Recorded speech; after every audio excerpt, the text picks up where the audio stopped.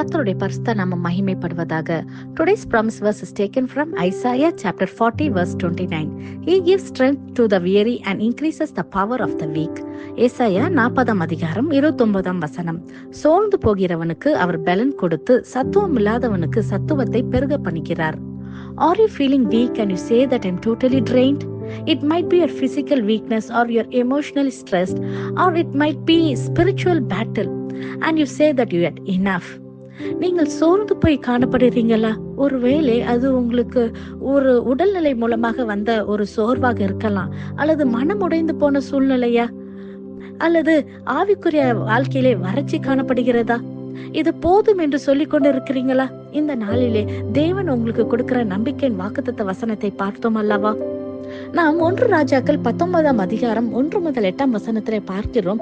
எலியா அவர் மிகுந்த சோர்வடைந்து வேதனையோட பயத்துல அவர் ஒரு வனாந்திரத்துல சூரியன் செடியின் கீழே உட்கார்ந்து தேவனை நோக்கி, அப்பா இது போதும் கர்த்தாவே என்று சொல்லி, நான் சாக வேண்டும், என் ஆத்மாவை எடுத்துக்கொள்ளுங்கன்னு சொல்லி தேவனை நோக்கி கேட்டார். அப்பொழுது தேவ தூதனை அனுப்பி அவருக்கு வேண்டிய தண்ணீரும் அவருக்கு வேண்டிய அப்பத்தையும் தேவன் அனுப்பி அவர் வார்த்தை ஒன்று அனுப்புகிறார். நீ போக வேண்டிய பிரயாணம் வெகு தூரம் என்று சொல்லி அந்த தேவதூதன் அவரை எழுப்பி சொல்லுகிறார். அப்பொழுது அந்த வார்த்தையினால் அவர் பலப்பட்டு அவர் கொடுத்த அந்த அப்பத்தையும் தண்ணீரையும் அவர் உண்டு அந்த பிரயாணத்தை அவர் மேற்கொண்டு அந்த ஓரைபுடைய தேவனுடைய பர்வதத்துக்கு போய் சென்றடைகிறார் என்பதை நாம் பார்த்தோம். இந்த நாளிலே தேவன் உங்களை பலப்படுத்த அவர் இந்த வார்த்தையை அனுப்புகிறார். பிரியமானவர்களே, இந்த வார்த்தையை நீங்கள் விசுவாசிக்கும் பொழுது நிச்சயமாகவே தேவன் உங்களை பலப்படுத்தி உங்கள் சோர்வுகளை மாற்ற வல்லவராக இருக்கிறார். நீங்க போக வேண்டிய தூரம் வெகு தூரம். Do not rely on your own strength. No matter how faint or powerless you feel, He will lift you up, He will restore your strength and carry you through every challenges you face today. இந்த நாளிலே நாம் கர்த்தரிடத்துல கொடுக்கும்போது கர்த்தர் எல்லாவற்றையும் பார்த்து கொள்ள வல்லவரா இருக்கிறார்.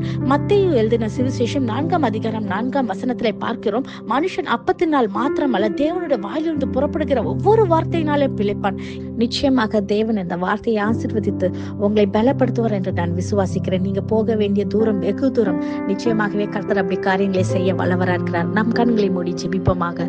நேசிக்கிற நல்ல தகப்பனே, இந்த காலை வேலைக்காய் உமக்கு நன்றி செலுத்துகிறேன் தகப்பனே. அப்பா, நீர் கொடுத்த இந்த வாக்குத்தத்த வசனத்துக்காய் நன்றி செலுத்துகிறேன் தகப்பனே. அப்பா, இது மூலமாக ஜெபிக்கிற ஒவ்வொரு பிள்ளைகளுடைய வாழ்க்கையிலும் என் கர்த்தர் இந்த நாளிலே பிள்ளைகளுக்கு பலனை தந்து சத்துவத்தை பெருக பண்ணும்படியாக ஜெபிக்கிறேன் தகப்பனே. ஆண்டவரே, எந்தெந்த காரியங்கள் அப்பா இதோடு முடிந்தது, இதற்கு மேல முடியல என்று சொல்றாங்களே கர்த்தாவே, அப்பா நீங்க அவங்களுக்கு ஒரு ஜென்ரல் ரிமைண்டர் கொடுங்கப்பா. அப்பா, நீங்க பலப்படுத்தும் போது கர்த்தாவே நீங்க எல்லா காரியத்தையும் வாய்க்க பண்ணுங்க ஏசப்பா. அவங்க வாழ்க்கையில அப்பா பெரிய ஒரு மாற்றத்தை காண போகிறதுக்காக நன்றி செலுத்துகிறேன் தகப்பனே. நீர் வழி நடத்த போகிற கிருபைகளுக்காக நன்றி அப்பா. உடைய இரக்கத்தினால் நீர் முடிசுட்டுகிறதுக்காக நன்றி செலுத்துகிறேன் தகப்பனே. அப்பா, ஒரு புது பலனை அவங்க அடைகிறதுக்காக நன்றி செலுத்துகிறேன். தேவ கிருபை பிள்ளைகளுடைய வாழ்க்கையில பெரிய மாற்றத்தை தருகிறதுக்காக நன்றி செலுத்துகிறேன். துதிக்கான மகிமை எல்லாம்ப்பா ஒருவருக்கே செலுத்துகிறோம். இயேசுவின் மூலம் ஜெபிக்கிறோம். ஜெபம் கேட்டபடியால் ஆமென். God bless you.